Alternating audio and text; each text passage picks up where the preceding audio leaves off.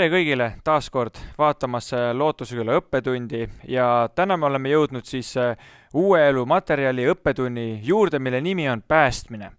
Ja muidugi see sõna päästmine iseenesest, ma ei tea, kas sa oled kristlane või ei ole kristlane, aga mina mäletan, kui ma tulin Lootusekülla ja Lootusekülas me peame ühe ankeedi ära täitma ja seal oli niisugune lause kirjutatud, et kas sina oled päästetud. Ja ma hakkasin kohe mõtlema, huvitav, mis see tähendab, et kas ma olen päästetud. Et äkki ma olen kuskil ujumas käinud ja siis olen uppunud ja siis on mulle see päästerõngas visatud või mis asja see päästetud tähendab. Nii et tegelikult see päästmine on ka üks niisugune termin kristlikus maailmas võib-olla rohkem, mida kasutatakse, aga mille sees tegelikult on üks tohutu suur mõju ja mis on tegelikult ühe, ütleme niimoodi, et elu muutva arusaamise, elu muutva osaduse, elu muutva suhte algus on see päästmine. Ja iga sõltlane, kes on, nii alkohoolik kui narkomaan, nende elus on palju ühist ja see üks ühine, mis on see, et nemad käivad ühe niisuguse suure süü ja häbi all. Sõltlane ei ole kunagi sõltuvuses sellest ainest endast, aga ta on sõltuvuses sellest tundest, mida see aine tekitab. Nii et kui näiteks minul on hommikul ärkan üles, ma mäletan ja ma olin eelmisel päeval tohutu suured ja jama kokku keeranud seal, kellegi käest varastanud, kedagi petnud, tead, ja muidugi selle eesmärgiga, et saada kogu aeg seda ainet juurde. Ja kui ma hommikul nüüd üles ärkasin, siis ma olin nagu üks kudenud räim nii-öelda. Ja mul oli nagu nii halb olla ja mul oli üks niisugune suur, tohutu, tead, suur süü ja suur häbi ja muidugi, et mitte seda tunda, seda süüd ja häbi, mis ma tegin, ma läksin kohe otsima uuesti seda alkoholi või narkootikume. Nii et ma olin sõltuvusest, mitte sellest nii-öelda alkoholist narkootikumist, aga ma olin sõltuvuses sellest tundest, mida ta andis. Sellepärast, et ma usun, et ükski inimene, kellegile ei meeldi ju elada mingisuguse süü või valu või häbi all.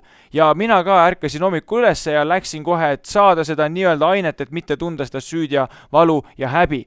Nii et mille jaoks on see päästmine nii tohutu tähtis on see, et selle läbi, kui me selle usus vastu võtame, me saame vabaks sellest koormast, mis on meid aastaid ja aastaid meie kukil olnud. Ma mäletan enda nagu kogemuses seda, kui ma olin Lootusekülas ja ma olin olnud kuskil 1,5 kuud juba programmis.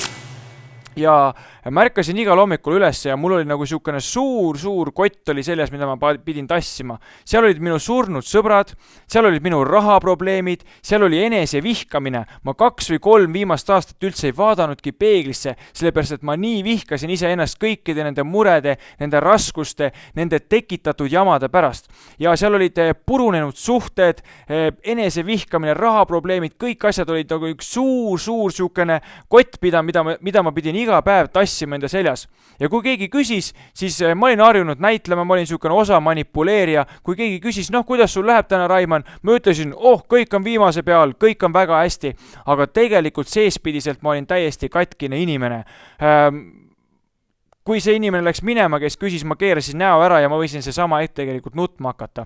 Aga ühel päeval ma mäletan, oli üks ilus ilm, päike paistis, lund sadas ja ma lükkasin lund seal saekaatri juures Lootusekülas ja järsku kogu kõik see valu ja see süü ja see häbi ja kõik asjad tulid nagu minu peale niimoodi ja ma langesin põlvili ja ütlesin, et Jeesus, ma ei taha enam niimoodi elada, palun tule minu südamesse. See on niisugune lihtne nii-öelda lause, aga sellest samast momendist, sellest samast hetkest midagi juhtus minu enda südames, midagi juhtus minu enda elus. Ja kui keegi küsib minu käest, et Raimann, mis oli see koht või kuna sa said vabaks fentanüüli sõltuvusest, siis ma ütlen, et see oli see koht. Sellepärast, et ma võtsin Jeesuse enda südamesse vastu ja kui tema elab minu südames, siis ma ei ole narkomaan, siis ma ei ole alkohoolik, sellepärast, et Jeesus ei ole sõltlane. Jeesus ei ole alkohoolik, Jeesus ei ole narkomaan, aga kogu see asi on palju suurem kui lihtsalt minu muudetud elu. Kuule, mõtle ise, kui Jeesus lihtsalt oleks olnud lihtsalt üks tavaline inimene, kes siin maa peal on, miks hakati tema elust alates hakati üldse aega arvestama, kujutad ette, kui ma ei tea, mingi väga maailmakuulus Einstein või keegi ära suri või kui ta nii-öelda sündis siia maailmasse, tema elust ei hakatud mitte midagi nagu arvestama, aga Jeesuses oli midagi nii tohutut tähtsast, sellepärast et tema elust alates hakati meie aega arvestama. Miks see oli nii? Sellepärast, et tema sünnist, tema surmast, tema üles tõusmisest surnust algas maailmas üks uus ajajärk. Ja ma usun, et ükski inimene, kui ta teeb mingisugust kurja või ta teeb mingisugust halba, ta ei tunne ennast hästi. Miks? Sellepärast, et inimene ei ole loodud halbade tegude tegemiseks. Ma mäletan vanas elus, kui ma tegin mingisugust jama, ma kunagi ei tundnud sellest rahuldust. Ma tundsin tohutut nagu süüd ja häbi ja valu selle pärast, mida ma teen. Inimene ei ole loodud halbade tegude tegemiseks. Inimene on loodud tegema head. Ja täna, kui ma teen head ja aitan teisi, siis ma tunnen tohutut suurt head meelt. Mul on nii hea meel, kui ma saan kedagi aidata oma kogemusega või nõustada või palvetada tema eest või toetada või annetada talle raha, mida iganes ma saan teha kellegi teise jaoks. Ma tunnen tohutut suurt head meelt selle üle. Miks? Sellepärast, et meid on ju loodud Jumala sarnaseks. Meid on loodud samamoodi, nagu Jumal teeb head üle maailma. Aga siis sa küsid, aga kuule, aga mis on kõik need lapsed, kes on nälgivad ja inimesed, kes surevad ja niimoodi? Miks Jumal laseb siukstel asjadel korda saata? Kallis sõber, palju süüd pannakse Jumala peale, millega temal pole üldse pistmist nii öelda. Tegelikult on ka teised jõud, on see sama, kas me üldse kuulame Jumalat, kas me üldse võtame Jumala vastu, inimeste enda otsused, inimeste enda tegemised ja muidugi ka hingevaenlane nii-öelda saatan, kes on siia ka maailmas, kes tahab hävitada, tahab tappa, tahab rüüstada, tahab varastada, tahab hukata inimesi ja niimoodi. Nii et tihti need inimesed ka, kelle elu võib-olla on siukses kohutavas seisus, on see, et nad võib-olla ise enda elus ei ole alistunud Jumalale või nad on oma otsuste ja tagajärgede nagu ohvrid. Nii et palju süüd, mida pannakse Jumala kraesse, tegelikult ei ole üldse Jumal selles süüdi. Aga Piibel ütleb väga lihtsalt seda asja, et sest igaüks, kes süüab appi issanda nime, ta päästetakse. Ja ma tahan ka sulle öelda seda, et ükstapuha, milline on sinu elus see raskus, ükstapuha, milline on sinus need väljakutsed või võib-olla sa oled lihtsalt samamoodi nagu mina, lõpuks väsisin ära mängimast ennast keegi teine, kes ma tegelikult ei ole. Aga täna on sul samamoodi üks suurepärane võimalus saada uuesti kokku Jumalaga enda elus.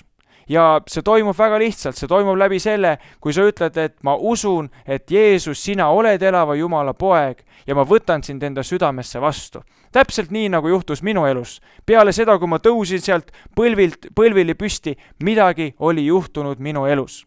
Läbi selle, et Jeesus Kristus suri, tõusis ülesse, läbi tema selle surma ja ülestõusmise on meil igal ühel ligipääs Jumalale. Ehk kui me võtame selle palve läbi Jeesus oma südamesse vastu, siis me saame Jumalaga tagasi osadusse. Me saame tema vaimuga üheks ja nagu te teate, inimene koosneb liha, tema füüsiline ihu, siis on hing, tema tunded asjad, aga on ka see sisemine mina, see sisemine inimene, kes on sinu vaim. Ja kui sina võtad Jeesuse oma päästeks vastu oma südames, siis Piibel ütleb seda, et sind päästetakse.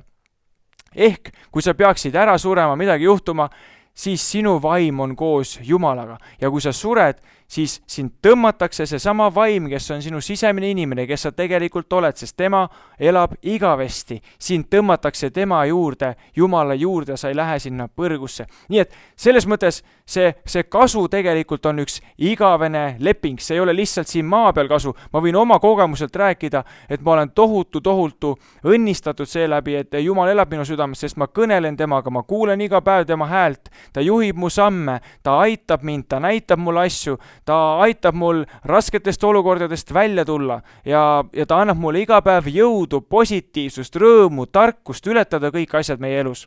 Nii et Piibel ütleb, et igaüks, kes süüab appi issanda nime, teda päästetakse. Ja see ei ole mingisugune müstiline, mingisugune protsess või midagi. Usk on väga lihtne. Usk on see, kui sa lihtsalt võtad oma südamesse vastu ja see saab tuua väga palju head sinu enda ellu. Noorena ma tundsin seda, mismoodi käisin ka kirikus ja mismoodi siis nagu vanemad ja üldse nagu teised surusid mulle seda usku peale midagi. Aga usk ei ole midagi, mida nagu saab peale suruda. Usk on midagi, mis on vabatahtlik. Ja see, mis ma noorena mõtlesin, et seda mulle vägisi peale surutakse niimoodi, tänu sellele samale usule on mu enda elu muutunud. Tänu sellele usule olen ma saanud vabaks kõikideks nendest sõltuvustest ja asjadest. Nii et tegelikult ta ei ole midagi seda, mis toob nagu raskust või halba sinu ellu või et keegi, tahame nüüd sinust usklikku teha või ei. Ma tahan, et sinule endal hästi läheks. Ja ma olen näinud, mismoodi minu südamesse on tulnud see sügav rahu, mida ma ei saanud mitte ühegi ainega, mida ma ei ole saanud mitte ühegi, siin maailmas ühegi asjaga, aga see on ainult läbi selle tulnud, et Jumal olen võtnud enda südamesse vastu, tema mind täidab igas päevas. Piibel on tohutu huvitav raamat ja öeldakse, et nagu pesumasinal on niisugune instruktsioon, et mismoodi pesumasin toimib, siis piibel on samamoodi raamat, mis räägib sellest, mismoodi elu toimib. Ja kui meie palvetame, siis me räägime Jumalaga ja kui me loeme piiblit, siis see on see koht, kus Jumal räägib meiega. Ja minul oli nagu programmis ajal oli niisugune tohutu eesõigus, et ma olin ühe mehega koos, kes näitas mulle seda piiblit, näitas seda Vana Testamenti ja Uut Testamenti. Ja tead, see oli nagu niisugune film oli kunagi Da Vinci kood, et see kõik oli omavahel seotud. Ja ma lihtsalt loen teile ühe väikse salmi. Ja kui meie nagu tavainimesed seda loeme, me ei saa isegi võib-olla sellest asjast aru, aga tegelikult on Vana Testament ka kirjutatud heebrea keeles. Ja kui meie näiteks loeme ühte sõna, siis tegelikult see üks sõna võib tähendada 7 erinevat asja. Ja esimene Moosese 3. peatükk ja salm 16 on siis esimene kord, salm 15 on esimene kord piiblis, kus Jumal nagu kinnitab seda, et tuleb Jeesus Kristus siia maailmasse, kes päästab ära terve maailma, kes võtavad teda vastu, saavad päästetud. Ja et see saatan, see vaenlane, tema saab purustatud. Ja see ütleb niimoodi, siis Jumal ütleb maole, madu on siis patu sümbol piiblis. Ja ma tõstan vihavaenu sinu ja naise vahele, sinu seemne ja tema seemne vahele, kes purustab su pea, aga kelle kanda sa salvad. Ja see ongi, mida Jeesus on teinud. See on kirjutatud ammu piiblis, et Jeesus tuleb selle tee, ta purustab selle mao pea, ehk ta purustab selle patu võimu.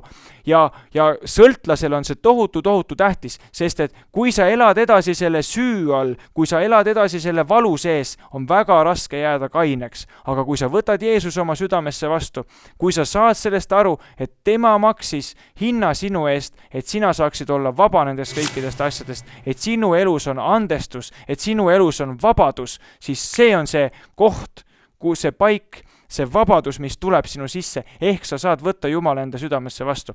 Nii et, kallis sõber, ma tahan lihtsalt anda sulle praegu ka võimaluse palvetada ja kui sa koged, et sinu elus on midagi juhtunud või see sama loeng, mis ma pidasin, on sinu elu mõjutanud väga tugevalt ja sa tunned, et Jeesus on tulnud sinu südamesse elama, siis kindlasti kirjuta meile, anna tagasisidet.